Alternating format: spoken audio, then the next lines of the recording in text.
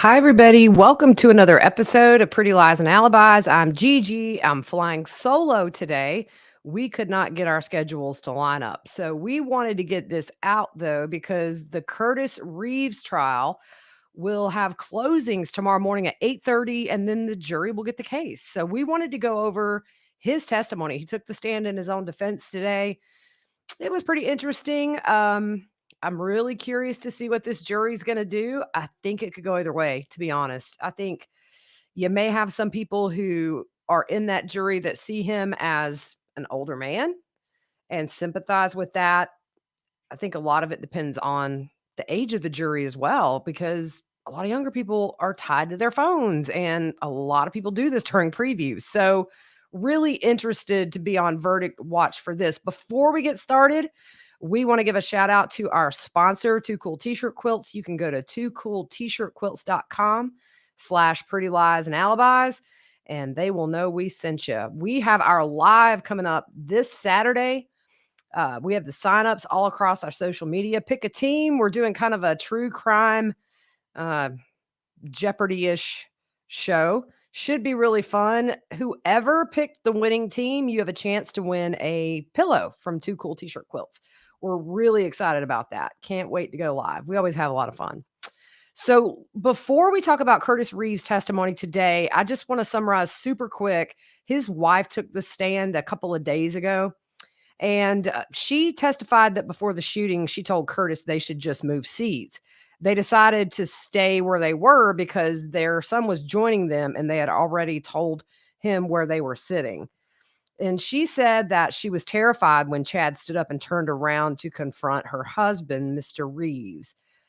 She did say, though, she did not see her husband get hit with anything or punched, and she never heard him say, no, no, no, or whoa, which are kind of the common things I think, you say in a are supposed to say in a self-defense situation. So that kind of threw a wrench in it, maybe. At the beginning, when his attorneys were uh, on direct exam talking to him, they talked a lot about his training from his earlier days throughout his career and that sort of thing. And that took up a good bit of time. And so when they started talking about the incident, the shooting, he said as he watched the previews, a light was shining in his face. And he said he tried to adjust his position, but it didn't help.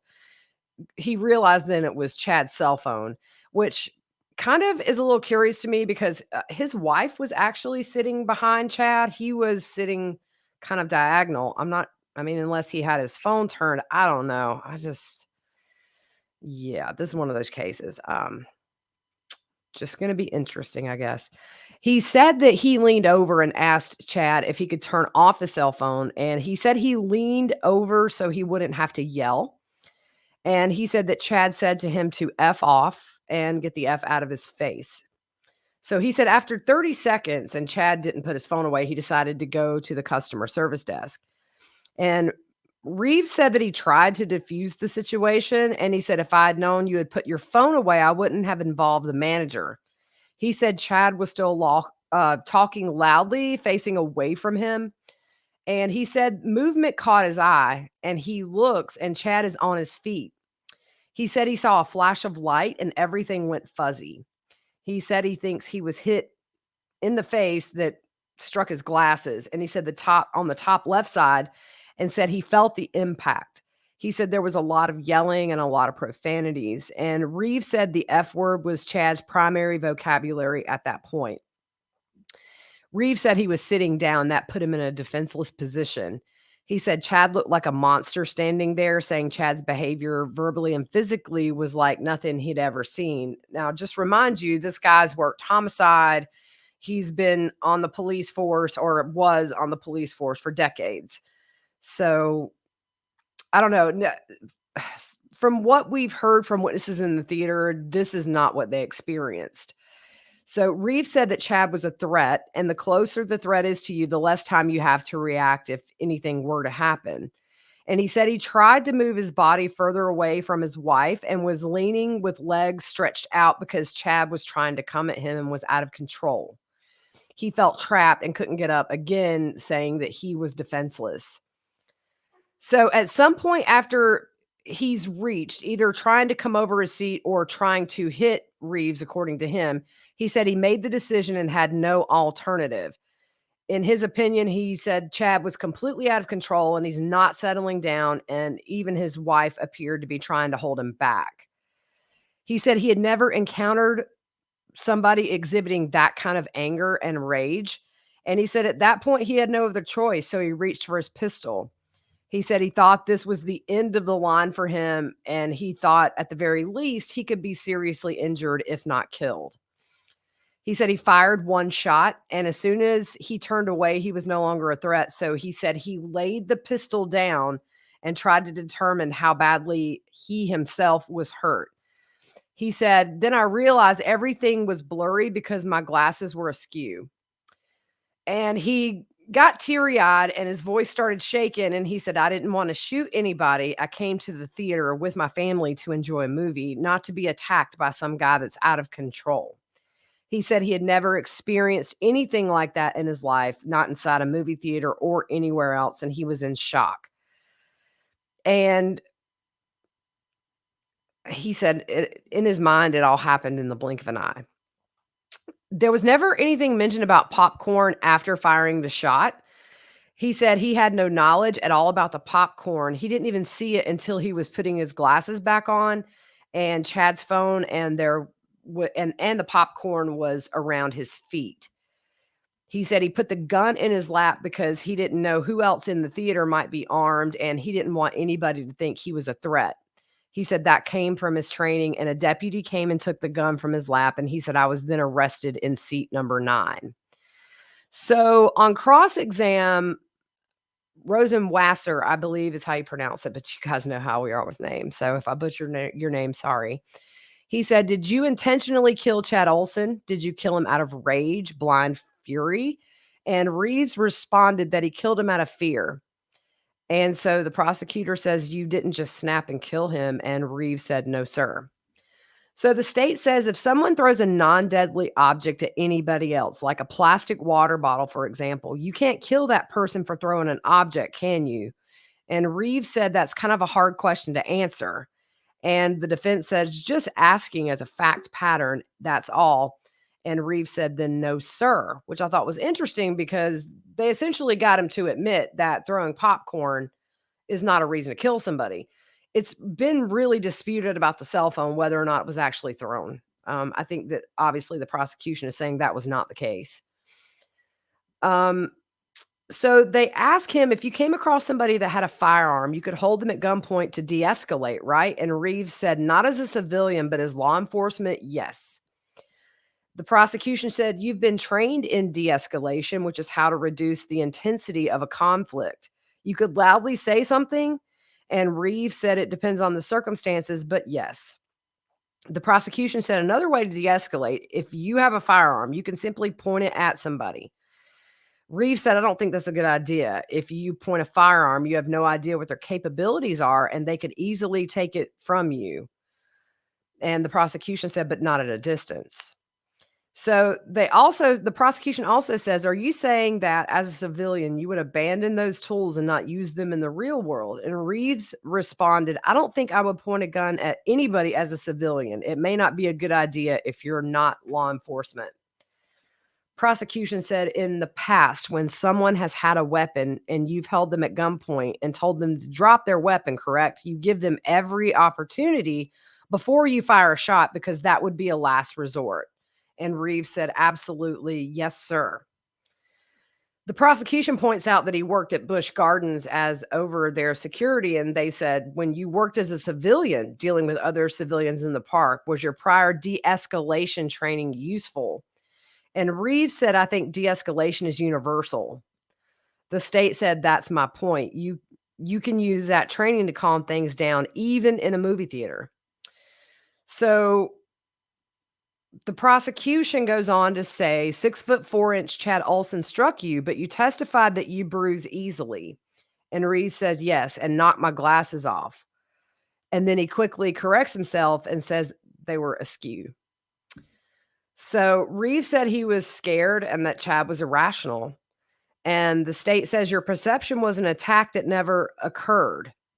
And Reeves tells the state, that's your perception. So the state reminds him that there's video and the jury will have it in evidence. And Reeves didn't say anything to that, which, it may be one of those things where this has gone on for 8 years and tomorrow this jury's going to have this case.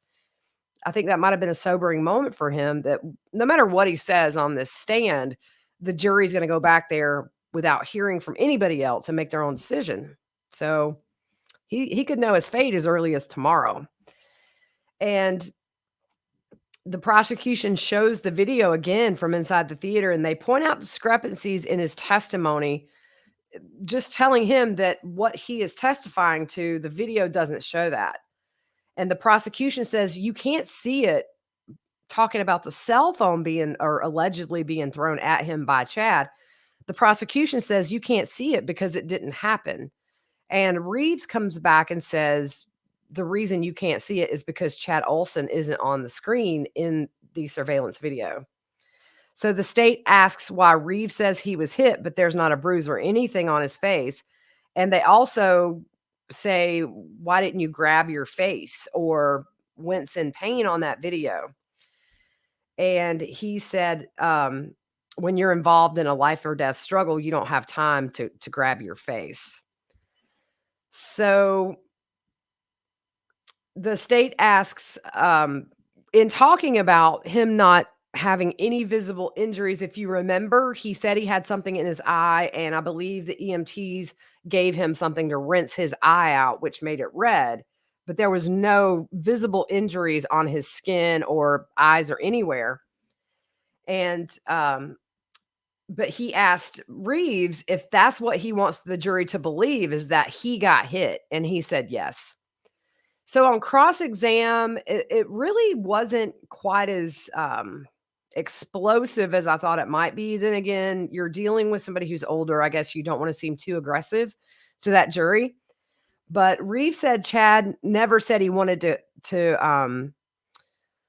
talk to him, and the state says so, or said he wanted no contact. So in other words, Chad never said, "Hey, just leave me alone." So the state said, so when somebody tells you to get the F out of their face, you don't think that means leave me alone? And Reeves says, well, I guess you could draw that conclusion.